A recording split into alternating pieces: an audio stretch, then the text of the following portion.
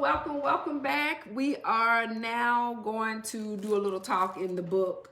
I'm on to chapter 3, the book with the relationship I had with Micheal Jordan. Thank you for joining me. Thank you for being a part. Thank you for the comments. Truly appreciate you. Again, if you're interested in the book, it's in the link in the description below.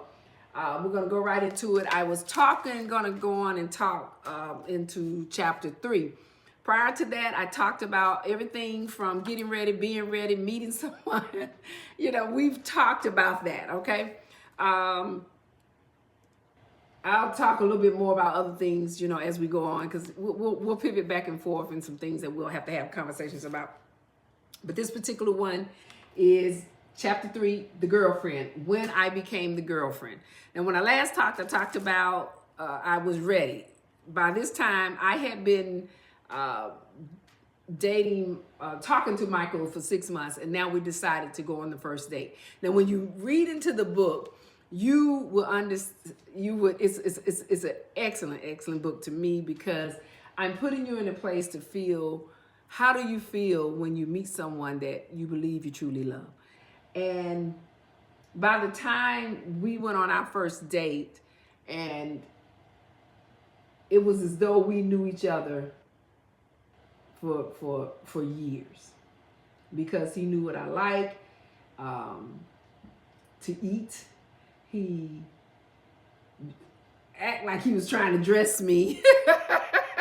It's just some things that came off the basis of us having a conversation by phone.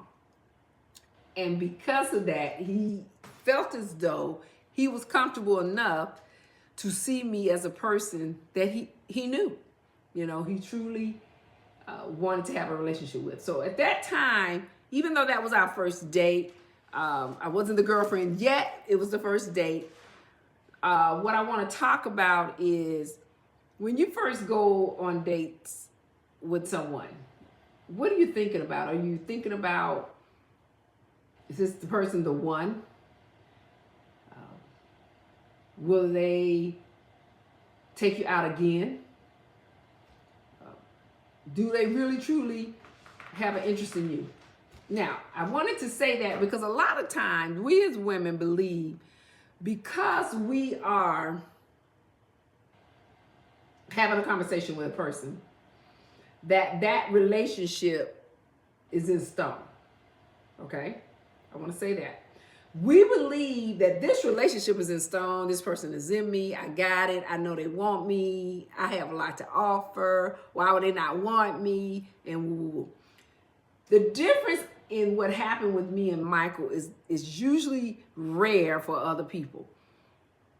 I knew that the relationship would continue because 6 months he gave me his time via conversation. Okay? Most of the time when you go out and date and meet someone, you're on a date with someone most of the time within 30 days. So you really haven't had much conversation. Now, I will say, if you give relationships a little more time than hurrying up to go head in so fast, you may be more successful in having a longevity relationship. And I'm gonna be honest about that. I really feel that, in my opinion, if you hang on to that phone call and talk more and delay the meet, your longevity for that person, that's if you like that person now, will be longer. Your dating that person will last longer.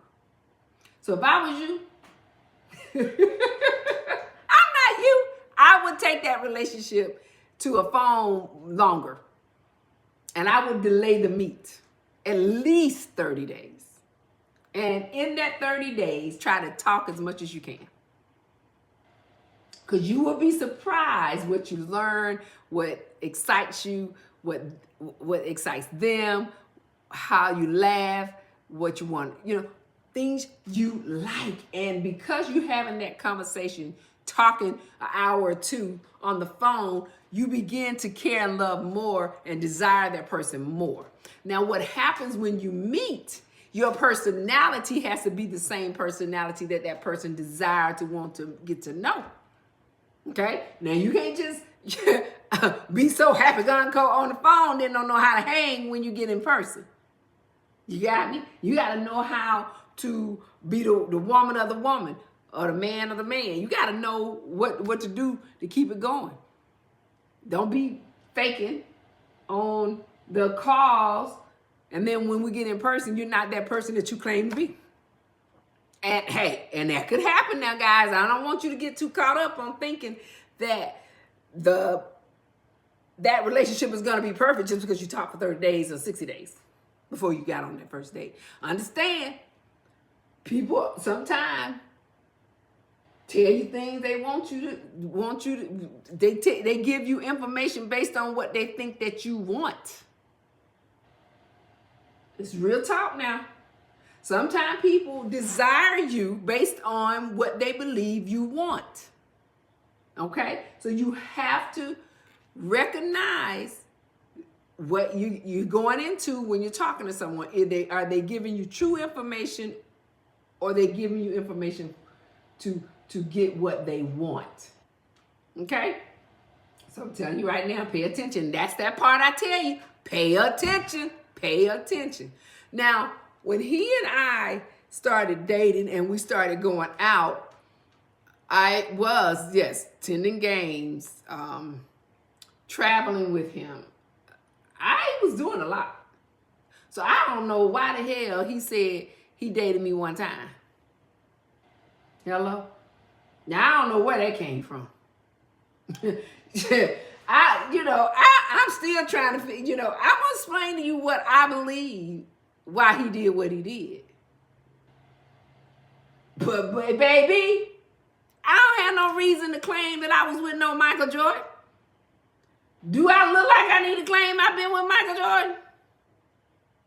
Now, I'm not saying I'm no beauty queen now. I'm not trying to make myself to be out to be a star. That's not what I'm saying to you. But I'm somebody to write home to. How about that? Take home to. And I'm 60 today. So shit. Imagine what I looked like when I was in my 20s. Hello? Don't play with me. So why would I need to act like that I did not date Michael? That he didn't know me? What reason why I need to lie to be with Micheal Jordan? Because he a billionaire? What does that have to do with it? Shit. He wasn't no billionaire when he was with me. Now, he may have had money and been able to do things for us to be enjoyed and travel. Okay. He's not the only one at that time that was capable. So why do I have to claim to be with him? Huh? You see, so I'm not gonna entertain this foolishness that was brought my way. You can get the book, you can read the book, and you can believe me or you don't. But I have zero reason to claim to be with somebody because they are supposedly, in your eyes, a celebrity, supposedly a superstar, supposedly a basketball player. I care less. He is not the only man I have ever met with money. And he won't be the last. Okay, so whatever that was going on in his head, hey, that's his problem. That's something he got to deal with. I'm telling you all the story what I had with Michael, and this is the main part that is going to let you know that I had a relationship with Michael. So if you want to read the story, get the book. Chapter 3 is going to tell you exactly what we did. We did a lot. I met a lot of people with Michael. My family met Michael. I met his family.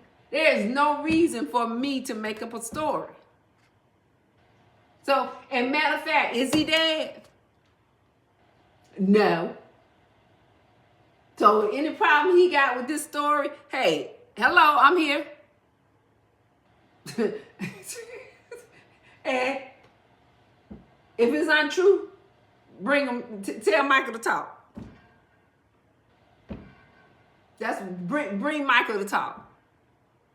Call me, you no liar. Why I gotta lie about being with somebody because they got more money than me? What bye? But this is what we do to us. This is how we treat us, our women. You know, I gotta be a sister, a black woman that need to glorify my relationship with another black man. For what?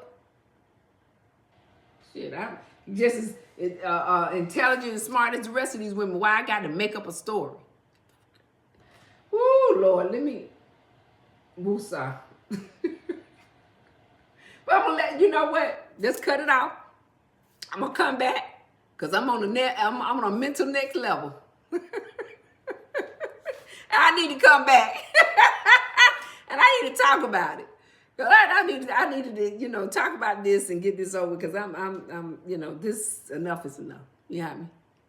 So I'll be back. You with Dr. Pamela Y. Smith. We'll come back. We'll talk more about being in relationships, and we'll talk about the process of it and, you know, being a girlfriend. How about that? See you soon. I'll be back. Take care.